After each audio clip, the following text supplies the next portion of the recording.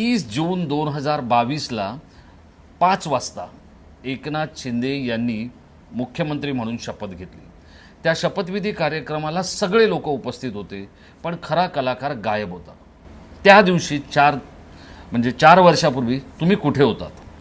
तुम्ही बरोबर आता 4 वर्षानंतर त्याच दिवशी या ठिकाणी इंटरव्ह्यू घेण्यासाठी आलात राजेशजी।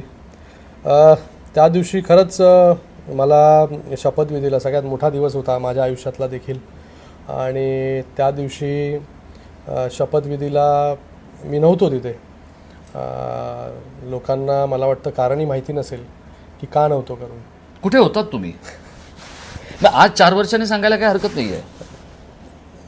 तेव्हा ज्या दिवशी शपथविधी होती त्याच दिवशी आमच्या खासदारांची, जे खासदार शिवसेनेमध्ये आले 12 आणि नंतर मग एक ॲड झाले गजानन कीर्तिकर साहेब, 13 खासदार, हे 12 खासदार तोपर्यंत जे आहे शिवसेनेमध्ये प्रवेश घेतला नव्हता।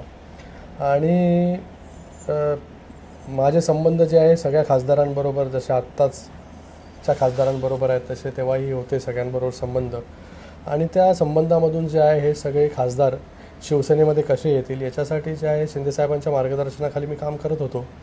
आणि काही खासदारांना जे आहे 4 खासदार, कधी 5 खासदार, कधी 2 खासदार असे वेगवेगळ्या दिवशी आम्ही भेटत होतो। पण ज्या दिवशी शिंदेसाहेबांची शपथविधी होती त्याच दिवशी 12 खासदार एकत्र भेटायचं दिल्लीमध्ये, हा दिवस जो आहे तो ठरला होता। आणि पहिल्यांदाच आम्ही सगळे 12 खासदार जे आहे हे त्या दिल्लीमध्ये एकाच दिवशी भेटणार होतो परत, कारण की पहिल्यांदाच असा दिवस जो आहे तो येणार होता की जिथे सर्वच्या सर्व खासदार जे शिवसेनेमध्ये शिंदेसाहेबांच्या नेतृत्वाखाली प्रवेश करणार ते भेटणार होते। तर ती मीटिंग जी आहे ही मला कॅन्सल करायची नव्हती।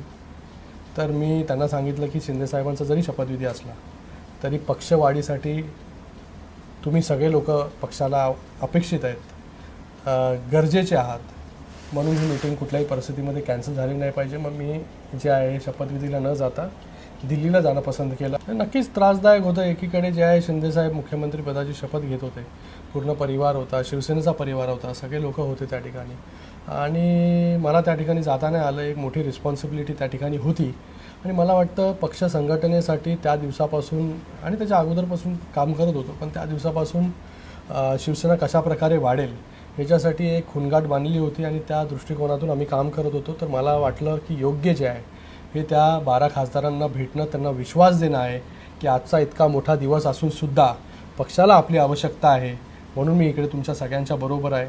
कुठलीही बैठक जी आहे ती कॅन्सल केली नाही। त्यांना देखील सिरियसनेस आला तेव्हा की बाबा स्वतःच्या वडिलांची शपथविधी सोडून जे आहे आज ज्या दिवशी ठरलेला आहे कमिटमेंट, साहेब ज्या गोष्टीचा सारखा उल्लेख करतात की कमिटमेंटचा, ही कमिटमेंट जी आहे ही शिंदे परिवार जो आहे हा पूर्णपणे पाळतो, आणि त्या दिवशी देखील ती कमिटमेंट पाळण्यात आली। आणि त्या दिवशी आमचं सगळ्यांचं ठरलं की पुढचं येणारं कारकीर्द या 12 खासदारांची 13 खासदारांचं जे आहे हे पूर्णपणे शिंदेसाहेबांच्या नेतृत्वाखाली असेल।